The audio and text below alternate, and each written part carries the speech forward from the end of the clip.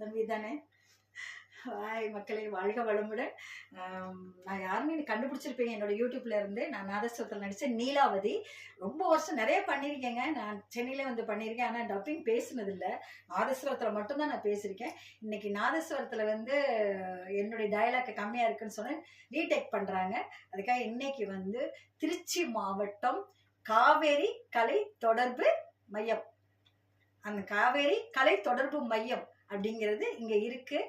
இன்னைக்கு தான் எனக்கு இந்த ரெக்கார்டிங் தேட்டர் இருக்குங்கிறது தெரியுதுங்க. ரெக்கார்டிங் நான் பேச போகிறேன். நாதஸ்வர சீன் தான் பேச போகிறேன். பாருங்க.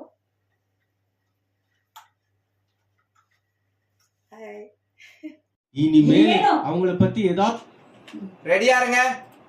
டேக். ஏதாவது தெரியுமாடா உனக்கு? இனிமேல் அவங்கள பத்தி ஏதாவது ஒரு வார்த்தை ஏதாவது பேசி. ரெடியா இருங்க.